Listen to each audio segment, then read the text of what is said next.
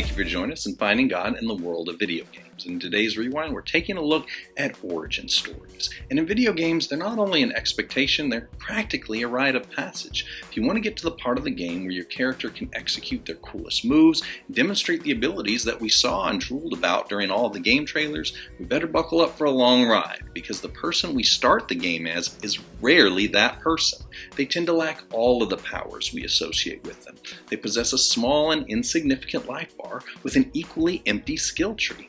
They can typically scarcely hold their own in a fight with a common street thug when we first get started. We have come to expect that we must slowly become the acrobatic and skilled hero we originally imagined over the course of many hours of learning moves, unlocking attributes, and finding gear.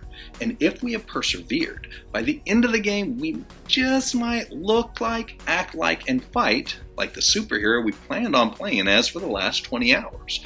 But after many years of this same pattern in video games, Insomniac took the bold move to shoot a string of web and swing right past the expected origin story of Peter Parker, and they gave us a fully capable, combat-ready, mature-ish Spider-Man for their first foray with this license. And it's a move that was received very warmly and enthusiastically across the board as critics and gamers alike reveled in the simple joy of having a ready-made Spider-Man.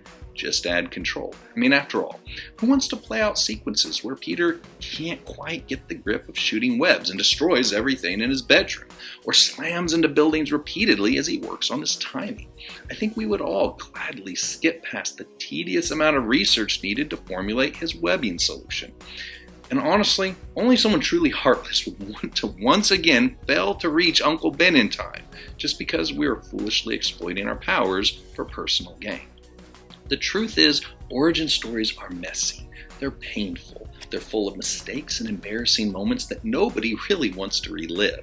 It's ever so much easier to take on the life of our hero once they move past all of the drama, the awkwardness, the trials, and the scarring that accompanies the beginning of their journey. It's refreshing to see the hero show up at just the right moment, with battle scars across their face, because you know this isn't their first rodeo. But the truth is, the story in those scars probably tells a narrative that indicates that their first rodeo went really, really poorly. In many ways, King David might be considered the quintessential action hero of the Old Testament. I don't mean to put down the amazing accomplishments of so many other men and women who boldly and heroically carried the torch when their time came, but David's story hits all of the beats and in between a very fair mix of his exploits and his failures that were captured in the books of 1st and 2nd Samuel, combined with some of the deep glimpses we get into his soul throughout the Psalms. There's simply very few individuals who are so deeply honest about their shortcomings, while also fairly capturing their legacy quite like David. The harsh truth about David is his origin story isn't all about slaying giants or choosing honor over justice. It's messy, often bloody, and full of mistakes, some that are obvious, some a little less apparent until his story plays all the way out. I would like to follow him as the bold young man who killed bears and lions and Goliaths. But I'm not so sure about that coward who literally faked mental illness as a way to avoid confrontation in 1 Samuel 21. Now, I do dig the love story between him and his first wife, Michal, but as he accumulates additional wives and concubines, he seems a little less romantic, maybe a little bit more of a playboy like we see in 2 Samuel 3. I do love that he follows a code of honor in his stubborn unwillingness to harm King Saul. But then he allows a man like Joab, who was his nephew, to be his right-hand man and captain of his army, in spite of the fact that he clearly demonstrated a lack of fitness for the position over and over and over again, and often contradicted David's guidance, murdering Abner, David's own son Absalom, Uriah the Hittite, and was eventually put to death by David's son Solomon for all of these crimes. The truth is that the origin story of David isn't much different than yours or mine. It just played out on a larger screen. But it is in those very origin stories that he becomes the man who unites Israel and conquers Jerusalem. Was he flawed? Absolutely. Morally compromised? unfortunately very often. In our day and age, he would have been massacred on the internet. He had been forced to delete his Twitter. He would have had to make his Facebook private. He'd probably been recorded by TMZ on his rooftop scoping out Bathsheba.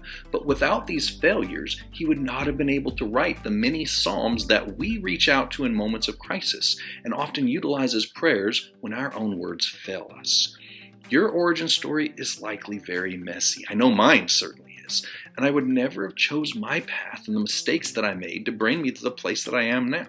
I regret every one of those poor choices, as much as any of us ever could. But please listen to me carefully here. Our individual origin story is essential to the path we are meant to walk. Even if those decisions had negative repercussions, it does not make them good or right, but they were still a required component of the path necessary to reach our current destination. Every choice Peter Parker made, good or bad, led him to become the Spider-Man we're all playing as right now. Well, if you have, PlayStation 4 or legally obtained copy of Spider-Man anyway. It's awesome to get to suit up as this seasoned and capable Spider-Man, but the truth is, we don't typically get to start out that way in life. Nobody does. It is through the missteps, the accidents, and even the brazen failures that we learn to be the hero that someone else will need. Whether we wear our battle scars physically or buried deep in a place no one else can see, it is your origin story that will be what connects you to someone else in need. Don't be ashamed from it. Don't hide from it. Don't run from it. Simply be the person who lived it, survived it, is here to fight another day. Embrace the Spider-Man that you are now, even if the path you took to get here was not optimal. You cannot undo the past any more than Peter can bring back Uncle Ben. But what you can do is start using your powers for God's glory. You can stand up for those who are in need. You can empathize with those who have failed and point them back on the correct path. We can stop regretting how we got here and start figuring out what we're supposed to be doing here.